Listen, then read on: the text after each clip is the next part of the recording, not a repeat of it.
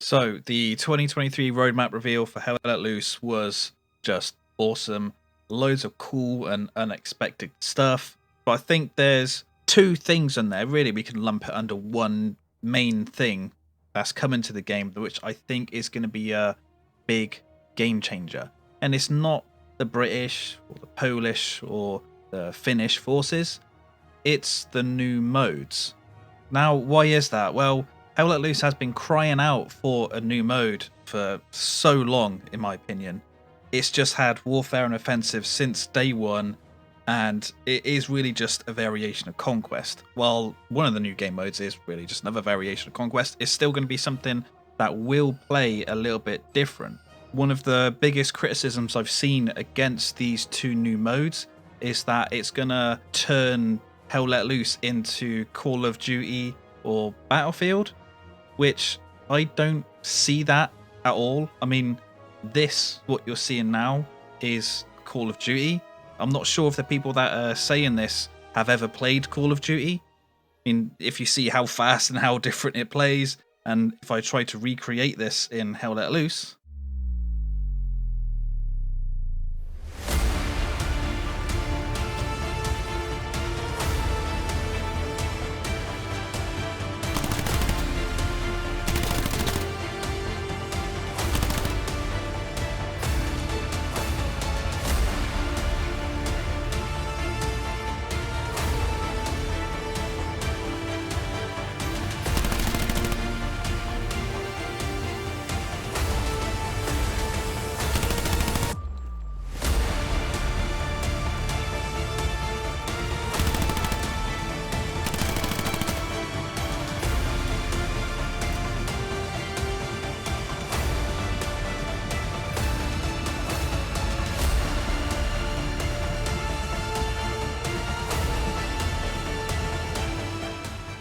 yeah, it's just not the same or ever going to be like that at all. Some people point to the improved player locomotion update in the roadmap, but what that improved player locomotion is all going to be is about vaulting and mantling. If you watch the roadmap, there's nothing in there which they say about changing the player speed.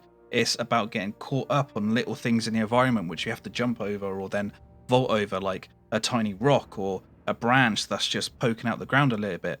That's what they're going to focus on there. And I think being able to walk over little bits of terrain isn't going to make it like Call of Duty. But back to the two new modes, I'll quickly describe what they're going to be like.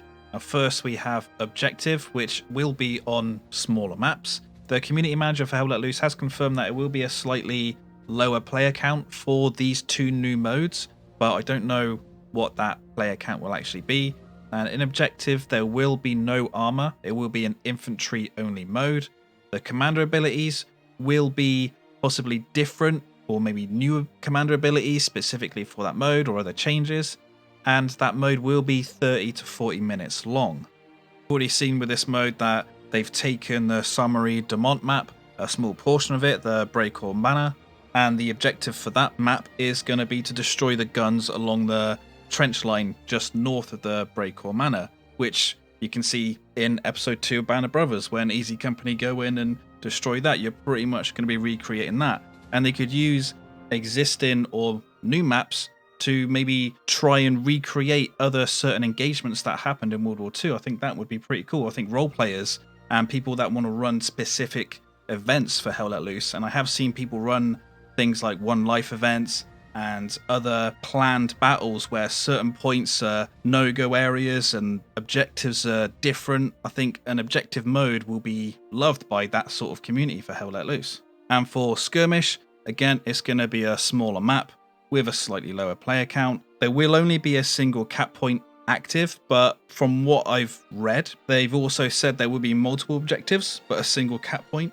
So I reckon what this will actually be will be like Warfare, but only one objective out of a certain row or column will be active. I think it's going to work like that. I can't confirm whether vehicles will actually be present in the skirmish mode. I can't find anywhere in the roadmap where they mention that or in any of the news pieces after the roadmap was released.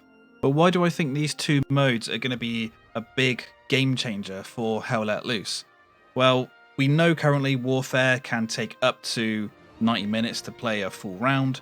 Offensive mode can be 150 minutes if you're really unlucky, and not everyone really has that amount of time to play one game or 2 games. We'll say if you look at Warfare, 2 games could be 3 hours. If you pick any other shooter, you can probably get a lot more rounds than just 2 in 90 minutes. Some people do like the really long game modes, but Warfare and Offensive, they ain't going anywhere.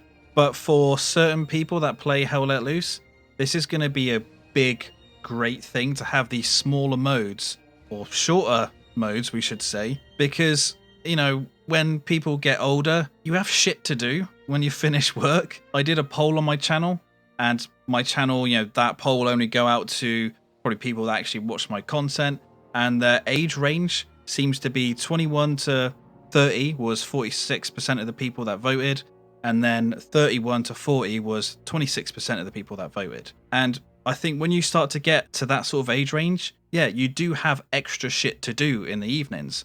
People may have kids they got to deal with. I know the angry Argentinian guy has a few kids and he has dogs, so he's got to look after them and make sure they're all sorted. People may not have kids. Myself, I don't have kids. I've got 3 mental dogs, and I finish work and I've got to take care of them, get the dinner on and all that, and then I've got a short amount of time in the evening to actually play a game. And sometimes I've only have like 1 game of Hell Let Loose, or maybe 1.5 games. But with Skirmish and Objective, I'll pretty much be able to double that at least.